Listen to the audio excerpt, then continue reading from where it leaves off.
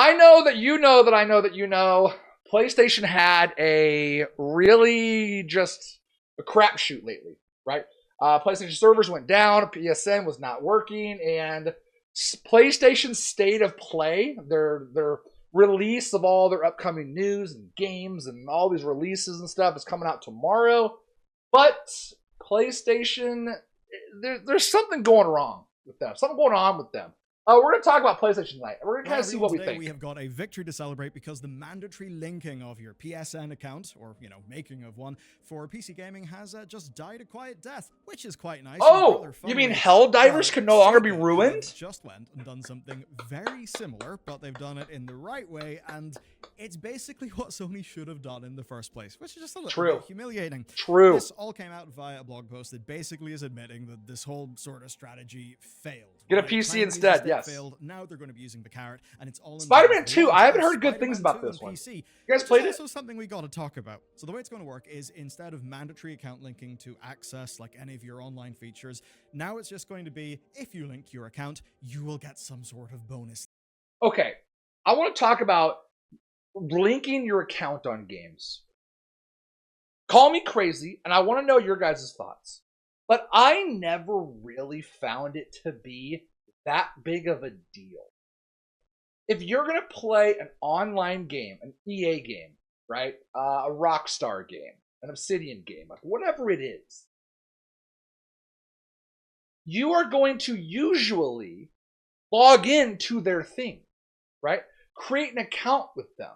I don't know how many times like I played Ubisoft, like all the Assassin's Creed games, and I'll play it for a while. A week later, I'll get like a recap of like how many hours I've played that Assassin's Creed game, or how many people I've killed, or whatnot.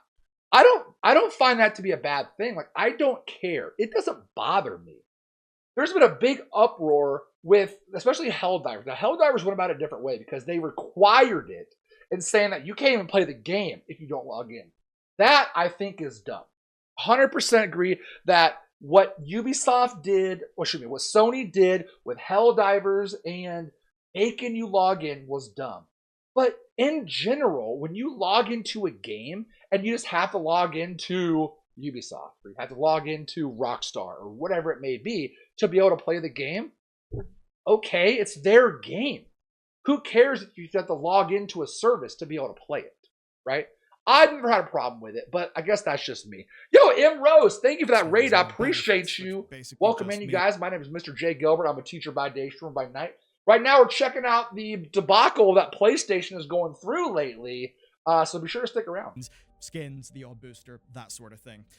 And what do we do with that amazing raid? I appreciate you. Really you. Not a great plan. It doesn't seem was to the have stream. worked, caused a bunch of pointless drama, and they've just went and done the opposite. Now, it's all kind of funny because this is happening with Spider-Man 2. It's not really worth me doing a full video on Spider-Man 2. It's just another Sony port. Got you, friend. It is always curious to see platform-specific port release reviews that also involve a bit of a reappraisal of the game, like now that it's actually been out for a long time. Right. And certainly there are some reviews that are way more harsh than, I guess, the average that you used to get. As an example, man, the PC Gamer review, like, it gives it a 57. It calls out toothless writing. And can we talk about reviewers, though?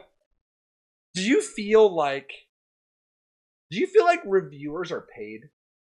You know, like, I get, like, sponsorships and things like that, but I mean, like, actually paid for their good or bad reviews. Because there are some, like, IGN. I feel like they give an 8 or a 9 to almost every game. Maybe even I feel like there's no clear depiction between, oh, this great game is an 8, but this mediocre game still gets an 8. Do you see what I'm saying? So I feel like these reviews, I'll take them all with a grain of salt.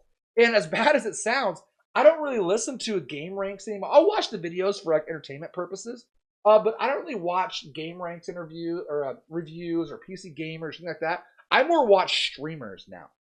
I'll watch their reviews. I feel like actual streamers that do YouTube and content creation, they give the true gamer like reception to it, and not Ubisoft paid me to play this game, so I'm going to give it a good review.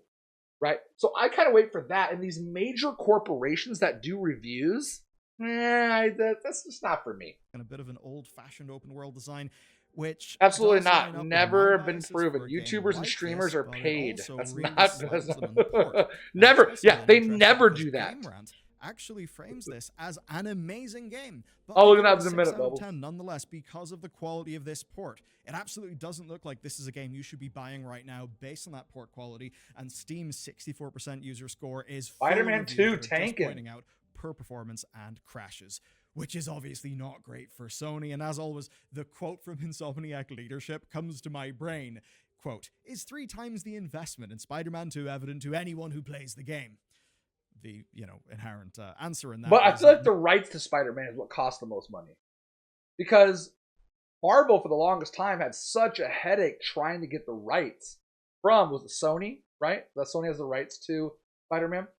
I feel like most of that money was just being able to get the rights and license to use Spider-Man. not even they thought it was. Now, this is I not would trust to positive slam reviews that Insomniac point out because issues the they port find. is Ooh, I like that. ellipses, I not like them. that because I do feel like streamers do that a lot. Content creators, where they will talk about the games in a good and bad light. Like, hey, I like the game, but here's what I found wrong with it, right? I like that 100%. If you tell me overall it's a great game except for XYZ happening, then I believe you. I agree with you on that, voice. That, yes, purely positive no matter what reviews are no. Like, okay, you're blowing smoke at this point. But if you can be honest and you're like, I actually liked the game personally, but these are the things that I didn't like about it or that was wrong with it, I appreciate that. But it does have an implication on profitability and PlayStation's overall business. So it's a mixed launch, but there is a good change in their overall strategy, so let's dive into it. What you may not know is the underlying trend There that it actually is. got us here. There So it is. PlayStation had quite a big problem.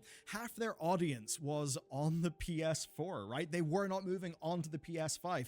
The adoption rates have not been fast. The PS5 has basically kept up with the PS4 in terms of its sales performance, but you would have expected it to have grown given that the market has grown. And Give it overall, time. We're seeing Give it that time. investment, like from gamers in console stuff, is actually fairly flat. And this, of course, means for Sony, oh shit, because their future big new games are going to be selling to so much fewer people if they're PS5 only.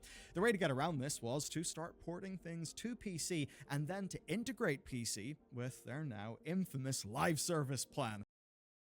I will say right now, even though this is a PlayStation video, I feel like Microsoft and Xbox are doing the best job with porting things to PC, like Xbox Game Pass, and just PC exclusivity, and even releasing some of their titles on the PlayStation 2. I feel like they are future-proofing themselves in the best way. PlayStation, yes. Hands down, PlayStation has won the console war. Like, let's just call it what it is. Call it a spade a spade. You know what I mean? PlayStation's won the console war. But Xbox and Microsoft, I feel like they're future-proofing themselves. Because if you think about what's coming next, is it hard copies of games? No. Digital copies, streaming it, downloading it on your computer, your PC, on your systems. That is the future of gaming. And I feel like Microsoft has a head start on that. They have a jump on everybody else. Game Pass and everything they're doing with all their titles. The one that we just covered, the partial gutting of. Now, to pull this off, Sony made a key decision, the sort of decision that informs everything else that would happen. They wanted a unified account system to manage all of their games. And from Sony's perspective, you can see how this makes sense. It means better moderation. It means achievements being unified. And, of course, it means juicy player data to wave at investors. Because farming us for data. That makes sense. If you've got all your own telemetry running, if you've got your own account system, then you get the data that you want. And that sort of thing is actually worth a shitload of money to businesses. Now, for this plan, Helldivers 2 should have been the thin end. Well, it's actually some great games I want to play, but Xbox is where my in a different way. It was planned to have happened in a different way. It did. I grew up with Xbox. Xbox 2 or Xbox 2. Halo 2, Halo 3, like, were my days. You know what I'm saying? Gears of War days. Like, Xbox was my childhood. 100%. Now, I had a PlayStation. I've had all of them.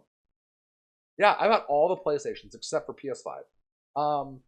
But Xbox was my child. I was more of an Xbox growing up. But then as I got older, I felt like PlayStation just had more titles, like you're saying, Bubbles. PlayStation had more titles that I wanted to play, more mainstream, proven franchises. I'm really big in the Final Fantasy series. I love those. And that's one of the reasons why it kind of took me over to PlayStation. One, Final Fantasy. But just, I think all around, more RPG styles. I feel like Xbox was more of a multiplayer platform, multiplayer system. Halo, right? But PlayStation, I feel like, had the other genres of games. And that's what really drew me into PlayStation. And honestly, I kind of like the PlayStation controller a little bit better, honest. Probably remember the drama, right? It was as if Sony just woke up one day, saw, oh shit, Helldivers is doing really well. Yeah. Let's force accounts on them because we need that was more so accounts. dumb. We want all that Why? data. Now that it was a wildly successful Something game. about PS having exclusives turned me away. Actually, yeah, but I mean, Xbox did that too. Gears of War, Halo, so that with right? They had their exclusives. They all do. The PSN account thing because it would have been there from the beginning.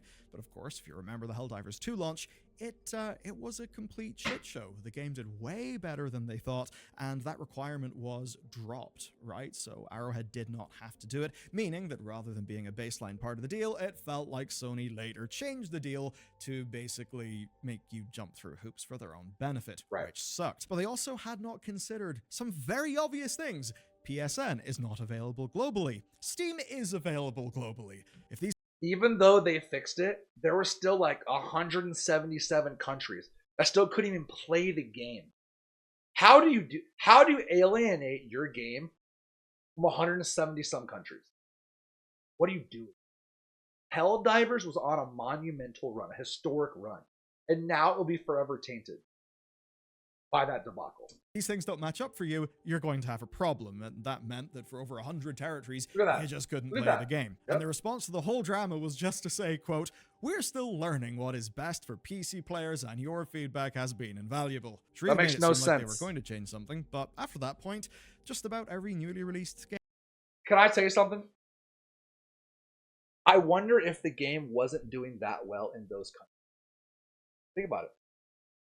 They bring it back to where all the major countries could still play the game. They could log back in like nothing ever happened.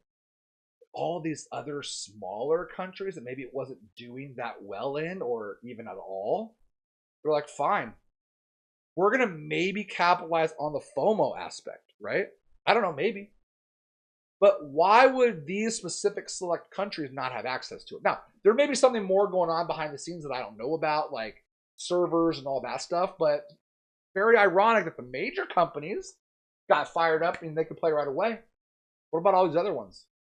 Game did require a PSN account, but that is until today. The basic story is that the stick is now gone and they're replacing it with a carrot. So no mandatory account requirements for Spider-Man 2, Last of Us Part 2 Remastered, God of War Ragnarok, and Horizon Zero Dawn Remastered. But of course, they do want you to make an account. So now, if you make a PSN account and you link that account, you'll get some rewards. I still think that's the best way to do it.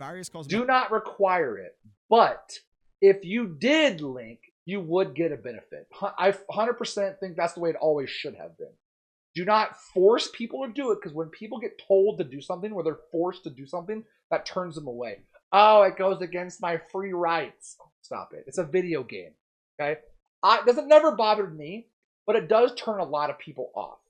So give them the option to sign into your account. And if they do, they get a reward, but they don't have to.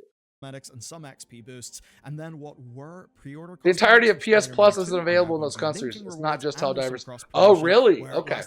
So it is more of a server like country thing. Okay. Dog's upcoming game, Intergalactic: The Heretic Prophet. So I guess they're just trying to get a little bit of cross promo going there. But to me, the bizarre thing is this policy 180 is not the first time that they've done like optional linking rewards. So Horizon Forbidden West quietly tested the waters here with a PSN linked account bonus. Ghost of Tsushima only had the Legends multiplayer mode be the hook. And this really was a strange flip-flopping, because after that, they just whiplashed back to mandatory linking for 3 straight releases. I actually want to play all 3 of those. It's hard to say exactly why, but there are some fundamental things. I mean, Do you know what's bad for sales? Friction. Friction at any point of the process. Even if it is a tiny requirement. Any multi-step or headache is a turn-off to some shouldn't gamers. Actually care. If it's enough to piss somebody off, it does matter, and it will count as a reason not to buy a game. And you'd be surprised, wrote large, how many sales that could cost a company. True. But the bad news is that region locking is still a problem here. They've tried to work on it, and the list has shrank down to around 130, which does sound massive, but then you will realize, I mean, it does include North Korea. So there's a few countries where sanctions mean, like, obviously they're not going to be servicing customers there. Right. But here's actually where it gets kind of interesting, because we have seen some curious little movements lately. Horizon Forbidden West had a brief moment where someone seemingly, right, tried Mocha to Joe. blanket region lock policies without considering the specific game. That basically then got undone. People noticed it. It was a little bit strange. And then with Helldivers, they are actually expanding availability, but it still isn't really that much. So basically what they're doing is they're adding territories through their parent nations, like Greenland via Denmark. And if you're watching this in the future, bear in mind, I've recorded this video before World War III. Anyway. Dang, is that going to happen? Yet, but it does World War III going to happen, chat? There's a fundamental problem here, though. Steam is global, PSN is not. If you're using Steam in a country without PSN, you are shit out of luck. And that's what you were saying, Asta. Sony cannot be seen to ask people to sign up for an account in a region that they don't support. But the hilarious thing, Sega's basically gone and got almost all the benefits with none of the pushback. All right, Sega, what did you do right that PlayStation can't? Would make you see Sega's new unified account service and think, oh god, they're doing it again. There's going to be a drama. But no, here's how it works. You make a profile, you get cosmetics, and then you're done. There's really nothing else. They've launched it in PC and consoles. It's got incentives from day one. And basically, if you're a Phantasy Star player, you get a new emote, you get some resources. Phantasy Star Online. Oh my god, I haven't played that in forever. It's like a Dreamcast days. It's forced, and it is less deeply ingrained with their games because I don't think they had the foundational, we are going to have a live service empire span onto the PC and span onto Steam, which is I'm sure Sega is still going to use those logging in as like farming techniques, data techniques, like, but I think they're making the system a lot more accessible to you, where, hey, let's log in and get cosmetics. There you go. Don't pay attention to the fine print. You know what I mean? Where I still feel like they're going to modify trends, they're going to modify your activity, your account, and that'll kind of gear their data and help them out in the future. But I feel like the way Sega's doing it just makes it seem less intrusive to us as the viewer, right? And really that's what Sony should have done from the beginning.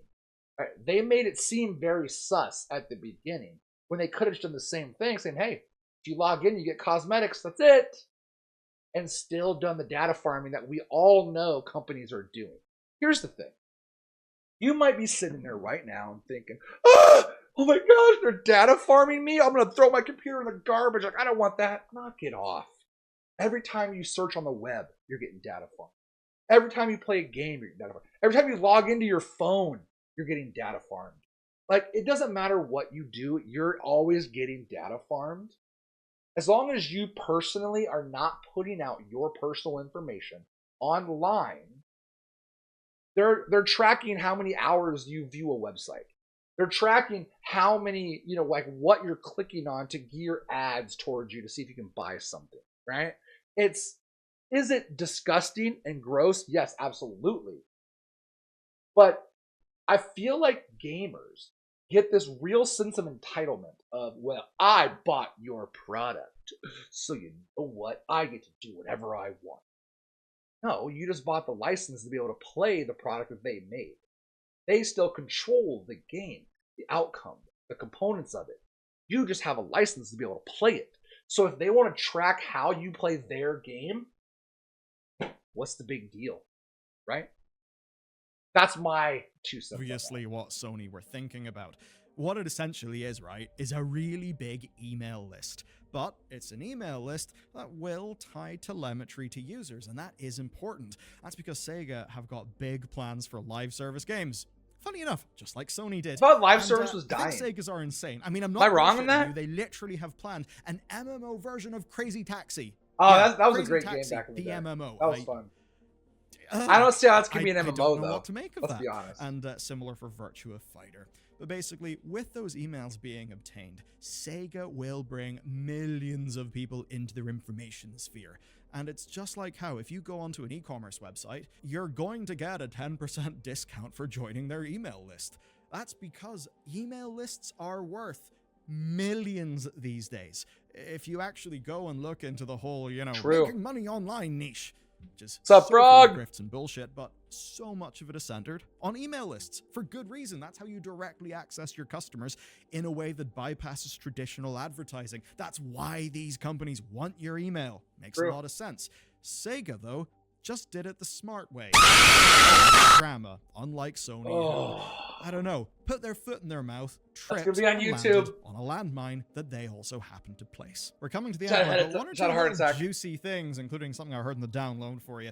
So look, nobody has learned their lessons more painfully than Sony through 2024. I mean, I say learned. Maybe they haven't learned, but they certainly have had painful lessons.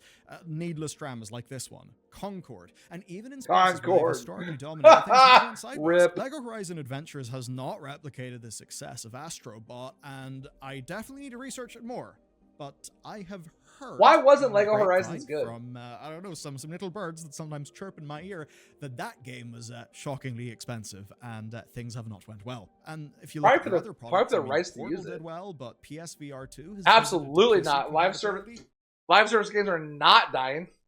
They're more abundant and successful than ever. Just a few games have failed the past few years. What are the top 3 live service games right now going on? What are the top 3? Because here's the thing. Live service games are starting to be overcrowded. Think about the MMO space. Everybody is making an MMO. And majority of them die because there's going to be another MMO that comes out and another one that comes out and another one that comes. They're getting oversaturated. So that's why I'm saying live service games are starting to get oversaturated. Everybody wants to make a live service game because that's what's going to drain players' money. Look at games like Kingdom Come Deliverance 2, Space Marine 2, Baldur's Gate 3, Elden Ring. Are those live service games? No. Those are highly successful, multi-million-dollar games. They're not live service. And I feel like the live service, here's another thing. I feel like the live service fatigue is starting to set in. So I'll backtrack a little bit, okay? I'll upgrade from live service games are dying to live service fatigue is setting in. How about that? I'll upgrade to that. Warframe, Rainbow Six Siege, League of Legends, Fortnite, GTA Online, Counter-Strike. You could add Marvel Rivals in there too now. But Destiny, isn't that kind of dying? League, I feel like that's a very... Rainbow Six, though, come on. Let's be honest about Rainbow Six. I feel like that and Destiny are very, very niche ones, right? Not as popular as maybe Fortnite or GTA Online, 100%. But I'll backtrack from their dying to live service fatigue is starting to set in. Okay, that's where I'll kind of upgrade my previous statement to. That tells us all that we need to know about their adoption rates for that. And the PS5 is struggling to keep on par with the PS4. And that is kind of a worrying trend because you would expect this industry to be growing. And for now, in literal dollars. People just probably can't afford it yet. When PS5 drops to like $300, $400 maybe, maybe $300, they'll sell more products. Or when watch. When GTA 6 releases, if there's a GTA 6 like PS5 like crossover, like a themed box or whatever, PS5 sales are gonna pop. Supposedly GTA 6 is gonna come out later in the fall of 2025, later this year. If they do like a PS5 like crossover, 100% PS5 sales are gonna go through the roof. Flatter than you would expect. And if you're wondering, for real, GTA 6 is gonna explode PS5 sales. Yeah, absolutely. And Sony are finding they'll buy it just for 100%. Does not make them bulletproof. especially not against their own bullets from their own gun that they've pointed at their own body. Now, I just teased you that overall industry growth is shockingly stagnant in real terms, and if you want to learn more about that, watch this video next. It's ostensibly about the $100 Grand Theft Auto rumor, but in reality, that we just talked about is about the far deeper trends that are impacting, well, basically all the business decisions that we see. We just talked about that. But for real though, is GTA 6 gonna save PlayStation? Like, is that a video for another time? Everything leads back to GTA. Oh my gosh, you're right. This is all just a ploy from PlayStation to say, oh my gosh, we're so hurt right now. Our company is dying. We don't know what we're gonna do. And then boom, GTA has to be released at the end of the year, and PS5 sales are just gonna skyrocket.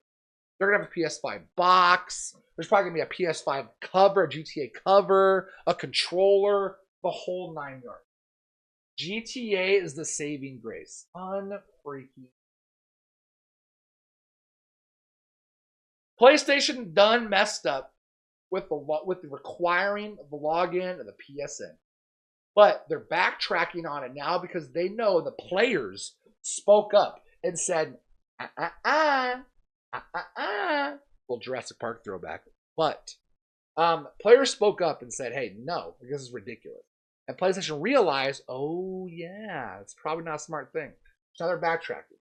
Sega went about it the right way. PlayStation's learning from it. Is PlayStation rebounding? Is their legacy tarnished now? Or are they just waiting for GTA to come out to save it? Save them. What's going on? Hasn't GTA 6 been coming out soon for the past 10 years? Yes, but apparently there's been some leaks where the investors have kind of pushed for, hey, we need an answer of when GTA is coming out. And if GTA gets pushed to 2026, then that's going to take a real market hit to Take-Two Interactive. And they don't want to do that. So I think they've said that fall 2025, tentative fall 2025 is the release date. Now, I think it might be pushed back later in 2025, maybe like December, November-ish time, not fall, maybe more December, winter, or December, November time. But do I think GTA is coming out this year? Probably, because investors are pushing for it. And also money. Like, that's going to drive everything. And I think GTA is probably going to save PlayStation. Let's be honest. They actually don't, yeah. So the moon landing in 1969 wasn't faked, but it was somehow a teaser for GTA 6. Dude, for real. You're definitely at least looking forward to it. Yeah. I also think it's going to be pushed back, but they really want to try to keep it 2025. Yeah. So they said fall 2025. I think what's going to happen is they're not going to call it a delay at all. Here's my take on GTA. They're not going to call it a delay. Even though they've said fall 2025, they'll just say, hey, release date November 28th. You know? Everybody and their sister is going to be like, that's winter. But nobody's going to care because GTA got an official date. And that date will be past the fall 2025 time period. So it's technically in a delay, but they're not going to call it a delay. They're just going to actually release a date that will be later than the fall of 2025, but still be in 2020. That's my honest interpretation of what's going to happen with GTA. And honestly, I probably will not play it on launch. I'll probably play it a week later because there's going to be so many bugs and issues and server something. With the amount of people that's going to be trying to play GTA when it comes out, oh my gosh, it's going to break records. And I'm going to play it probably a week later once some patches comes out, once some updating's been happening and going on, like to kind of make it run a little bit smoother. That's what I'll jump in. So I'll probably jump into GTA a week later, just to kind of give it time to, I don't know. Do I want to miss the hype train for it, the wave? Do I want to ride the wave? Break records guarantee servers on all platforms will be cooked. That's what I'm saying. Yeah. So that's why there's going to be so many issues on launch. 100%. That's probably another reason why they don't want to launch it. Because there are going to be so many issues because it's going to be so big and so in demand. That's just my thought process. That's my 2 cents.